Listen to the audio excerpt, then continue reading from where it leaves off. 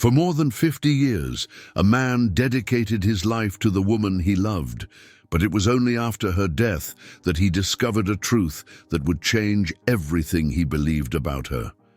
Jeffrey had always been a quiet man, steady in his principles and consistent in everything he did. From a young age, he shaped his life with his own hands, much like he shaped wood in the carpentry workshop he inherited from his father. He took pride in his craft, practicing his trade with an almost sacred respect, without showiness. He lived in a simple house on the outskirts of a peaceful neighborhood, where he was known to be trustworthy, polite, and so discreet he almost went unnoticed. He married early to Laura, a woman with a fragile appearance and a calm demeanor, who radiated a peace he never felt the need to question. They had no children, no luxuries. They lived alone, with a stable routine and mutual dedication. Jeffrey was the kind of man who loved in the silence of everyday life. He made the coffee, took care of the household repairs, accompanied Laura to her medical appointments. For more than 50 years, he stayed by her side, never doubting what he felt or who she was. As the years passed, Laura began to fall ill. It wasn't sudden, but came in dragging silences, in light coughs that became more frequent, in doctor visits that became part of the routine. Jeffrey noticed every change, no matter how small. He was always attentive, even when she insisted it was just tiredness or a passing indisposition. He didn't believe in luck, but he believed in care. And if there was something he knew how to do well, it was to care. He started managing her medications himself, carefully noting the times in a small notebook with steady handwriting. He prepared all meals patiently, avoiding strong seasonings, cooking soft foods, always just the way she liked. He avoided visitors, refused help. When neighbors offered something, he thanked them with a nod and a short phrase. Everything's under control. And it was, at least to his eyes, because for Jeffrey, loving was a commitment until the end, and he wouldn't accept anyone else doing for her what was his duty. Laura, by then weaker, smiled sweetly when she saw him so involved. Sometimes she would say, "You should rest, Jeffrey." But he would just answer, without looking, "Later," and would go back to fixing the pillows, taking her temperature, warming the water for tea. The nights became silent in a different way. It wasn't the silence of a couple used to each other's company. It was the silence that comes when life starts to slowly say goodbye. Laura slept more, breathing lightly, almost fading away. Jeffrey spent long stretches sitting by the bedside, watching, listening to the faint sound of air entering and leaving her lungs. They barely spoke anymore, not because they didn't want to, but because they had already said everything. Their presence was enough. It was on a cold morning, one of those that freeze even the windows from the inside, that Laura passed away. Jeffrey noticed the silence before opening his eyes. He felt the stillness in the room. When he looked at her, he understood. There was no agony, no fuss, just absence. He held her hand and stayed like that for hours until her body cooled. He didn't cry there. Not when the funeral services arrived, not when he signed the papers. He handled everything calmly, with the same steadiness he used to handle nails and planks. He performed the rituals with respect. He didn't choose anything extravagant. He knew Laura wouldn't have liked that. Then he returned home and sat at the table where they had had coffee together for so many years, and there the emptiness finally arrived. In the following days, Jeffrey operated on autopilot. He got up early, swept the yard, organized the cabinets. He emptied drawers with a strange care, as if going through her things was still invading her privacy. He sorted papers, folded sheets, cleaned small objects with a damp cloth. He did everything slowly, like someone waiting for time to stop. It was while cleaning the bedroom closet that he found something out of place. A wooden panel seemed thicker than the rest. When he pressed the side, a piece of the back popped out with a soft click. Behind it, a thick, aged envelope, hidden for a long time. Jeffrey paused for a moment, the envelope in his hands. There was no name on the outside. He opened it carefully. Inside, papers. Many papers. The first bore a name he had never heard before. It wasn't Laura's. There were bank records with that name, statements, receipts, then photos. Old, faded photographs with unknown faces. But in one of them, a girl, maybe 8 or 9 years old, with eyes frighteningly similar to Laura's. Jeffrey froze. He felt his stomach churn. "Who are you?" he murmured quietly, staring at the picture. He flipped through more. Letters, deposit slips, always to the same address over the years. The different name appeared on every paper. Laura had never mentioned any of this. The repetition, the volume, the faces, it all started to weigh on his chest like a sledgehammer. He spent the night awake, sitting at the table, documents spread before him. He reread everything dozens of times. He tried to build an explanation, something that made sense, that could justify the secret. But each line read left him more lost. The girl in the photos, the other name, the monthly transfers. The image of Laura, the one he knew, began to crack from within. The next day, he took a paper with the address and left. He took public transportation. He didn't want to drive. He needed to get there without thinking, just arrive. The neighborhood was simple, the house small, with peeling paint on the facade. He rang the doorbell, but no one answered. He looked around, waiting. An older neighbor appeared at the gate next door. "Looking for someone, sir?" she asked kindly. Jeffrey turned slowly. "Sorry to bother you. I found an old address among my wife's papers. I wanted to know who lives here." The woman stepped a bit closer, her expression attentive. "Sophia lives here.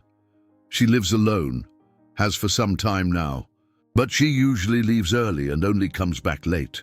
Jeffrey nodded, processing the name. It confirmed what he'd seen in the documents. He looked once more at the house's facade, then back at the neighbor. "Sophia," he repeated thoughtfully. "Has she always lived here?" "Since she moved out on her own. It must have been a few years. She's not very talkative, you know, but she's never caused any trouble." Jeffrey hesitated, looking at the ground before asking, "And her family? Do you know where she came from?" The woman frowned. "Family? I've never seen anyone around with her. I mean, I heard once that her mother's name was Laura. I don't know the last name." Jeffrey felt a chill run down his spine. "Laura?" he asked, voice lower. "Do you know if that Laura was a fragile-looking woman, light-haired, soft-spoken?" The neighbor thought for a moment. "Could be. I can't say much. Just heard from an old neighbor who knew her better. But they said she was her mother, yes. Sophia never talks about it. Never did." Jeffrey bit his lower lip. The name was there.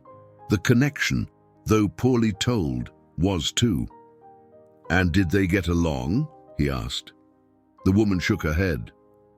"I think not. From what I heard, they didn't have much contact. Seems like there were some hard things between them. Sophia seems to carry a lot of resentment. But I don't meddle."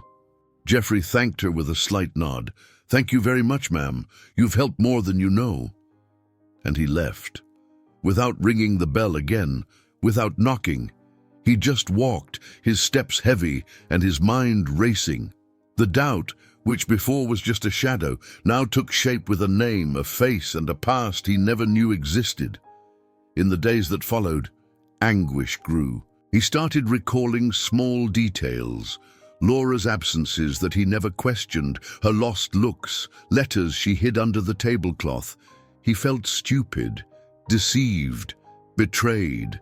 The woman he never doubted had hidden a whole life. After days of silence, Jeffrey thought about looking for Melissa. There weren't many people connected to Laura who still took part in their lives, but Melissa was an exception. They had seen each other a few times over the years, but Jeffrey knew she and Laura had been close friends for a long time. They were no longer close. Time and different paths had separated them, but respect between them always remained. And more importantly, Melissa had known Laura longer than he had. He grabbed his coat, crossed the neighborhood slowly. He remembered exactly where Melissa lived. When he arrived, he stood at the gate for a moment, as if asking his own past for permission to enter. He knocked twice. She came to answer, apron tied at her waist and a cloth in her hands. "Jeffrey?" she said, surprised. "Wow, it's strange to see you here." He lowered his head slightly, embarrassed. "Sorry for showing up like this without warning, but I needed to see you." She narrowed her eyes, trying to understand the urgency in his face. "Did something happen?" "It's about Laura." Melissa opened the gate without another word. "Come in." They sat on the porch, in two old chairs, creaking under the weight of time. Jeffrey didn't know where to start. He took the envelope from inside his coat and placed it on the iron table between them. Melissa looked but didn't touch. "I found this after she was gone," he said, voice hoarse. "It was hidden in a false bottom in the closet." Melissa lowered her eyes. The silence weighed between them. "There are photos, documents, a different name, and a girl with Laura's eyes." She still didn't move, just listened. "There are also receipts, money sent every month to an address. Always the same name, always the same amounts. I went there, didn't talk to anyone, but I saw. The girl in the photo grew up. She's a woman now, lives alone, and it seems she didn't speak to Laura anymore." Melissa sighed. Her fingers tightened the dishcloth. "I had to ask you, because none of this makes sense to me. But maybe you know something I didn't know for more than 50 years. She lifted her eyes with a sadness that seemed to come from far away. "So you found out." Jeffrey didn't answer immediately. He kept watching her face. It was as if every wrinkle told part of a story he'd never had access to. "You knew?" he finally asked. Melissa nodded slowly. "I did. Not everything, but enough to carry that secret silently for a long time." Jeffrey clenched his fists on his knees. "Tell me, Melissa. Tell me everything you know. Don't protect me." She took a deep breath. Her eyes were watery, but her voice was steady. "Laura had a daughter, Jeffrey, during the marriage. The father was Eric, a difficult man, possessive, who messed with her head in ways I never understood. He appeared in her life when you were already together. And she gave in, not because she wanted to, but because she was fragile, vulnerable, going through a time when she felt alone, distant from you because of work and household worries. Eric took advantage of that. He was insistent, manipulative. She fell into his traps. It wasn't planned. It was confusing, sick. When she found out she was pregnant, she panicked. That's when she invented that trip. Said she was going to help me with a project away. Remember that?" Jeffrey frowned, his gaze lost in time, as if digging through an old memory file. "You're talking about the time she was gone for over a year, when she went to help care for your aunt." Melissa nodded, regretful. "There was no aunt, Jeffrey, and I didn't need help. It was all to cover the pregnancy. She spent that time away to have the girl, to hide it from you. I was complicit. I helped. Not because I thought it was right, but because she begged me. She said she had no other choice." Jeffrey stayed still, as if the world stopped around him. The memory of that time came back clearly. The packed suitcase, the hug at the door, the notes sent with measured words, the longing, the relief when she came back, saying it was all settled, and now it took on another shape, a raw, unrecognizable shape. "She came back different," he said, almost in a whisper. "Quieter, but I thought it was just tiredness. I never suspected."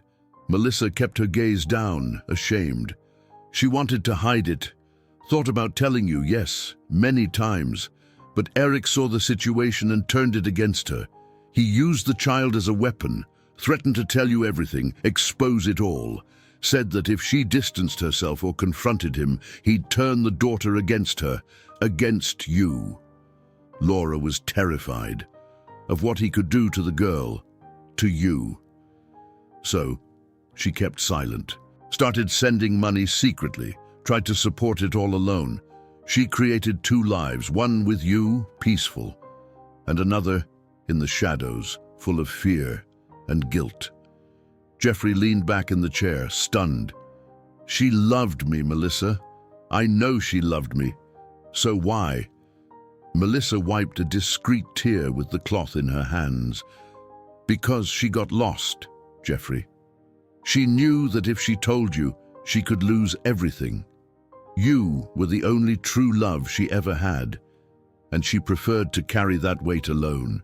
She thought hiding it was the only way to protect you and herself. He squeezed his eyes shut, trying to hold back the pain that no longer fit in his chest. She looked me in the eyes every day, told me everything was fine, let me take care of her until her last day, and still she hid this. Melissa didn't try to justify. She made mistakes, Jeffrey, big ones. But it wasn't out of cruelty, it was out of fear, and fear kept her prisoner for decades. Jeffrey didn't answer. He just sat there, silent, staring at the chipped wood of the table. The weight of the truth was more than he imagined carrying. Everything he believed, everything he built with her, now trembled. But it was real, and he knew. He could no longer ignore it. In the weeks that followed, Jeffrey didn't talk to anyone, didn't leave the house, didn't open the workshop anymore. He spent his days digging through memories, trying to understand when it all began. Every gesture of Laura now seemed ambiguous, every word loaded with a double meaning that perhaps never existed, but that he could no longer ignore. Until, when reviewing the documents more closely, he noticed something new. A bank account in his name linked to transfers and loans he never authorized. Recent movements, debts made without his knowledge. That was the last straw. This isn't just a lie, this is a crime, he said out loud, alone in the kitchen. He sought Melissa again. He needed guidance. Do you know any trustworthy lawyers? She nodded. Yes, I can introduce you. He's honest. He'll help you. Thank you, Melissa. Jeffrey, I know all this was a shock, but you have the right to protect yourself. And the right to be okay. He didn't answer, but this time he didn't look away. He was determined. He needed to get his name out of that mess. He needed to understand how deep it all went. And even without asking, Melissa stayed close. She would stop by the workshop, bring food, ask if he needed anything. She didn't intrude, but she didn't disappear either. She just stayed. And at that moment, that was enough. Some time later, on a stuffy morning, Sophia showed up. Jeffrey was alone, sitting on the workshop's wooden bench, sanding an old piece. The sound of the gate being pushed slowly made him look up.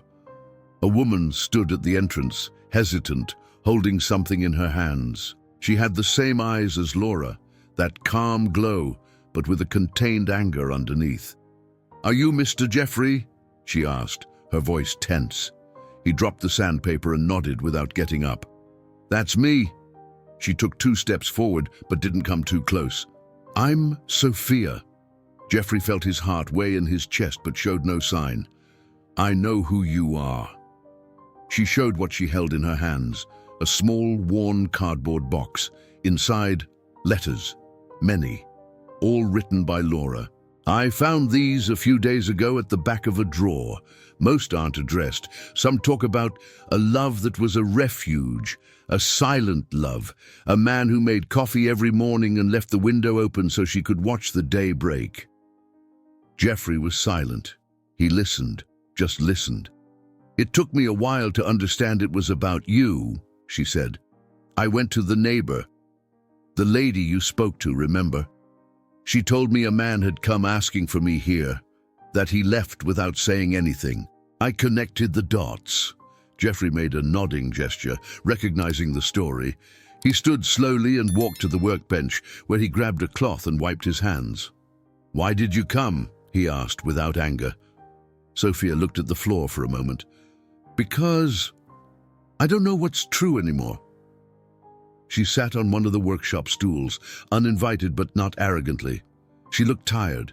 She carried on her face the kind of exhaustion that comes from years of unanswered questions. "My whole life has been made of silence," she said.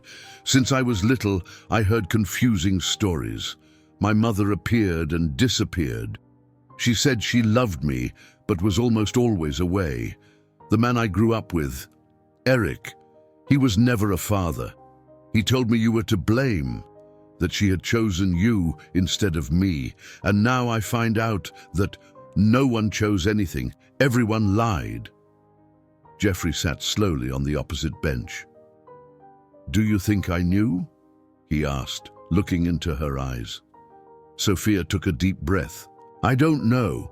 For a long time I thought everyone was against me, but after I talked to the neighbor, after I read these letters, after I learned what you went through, I started to think maybe you were as deceived as I was."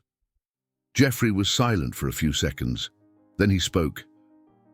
"Laura was the love of my life, and also the biggest lie I ever lived. What you represent, who you are, isn't your fault. But there's no room for inventions either. I'm not your father, but I'm not your enemy." Sophia nodded. "I didn't come looking for a father. I just came looking for something that made sense." She stood, ready to leave.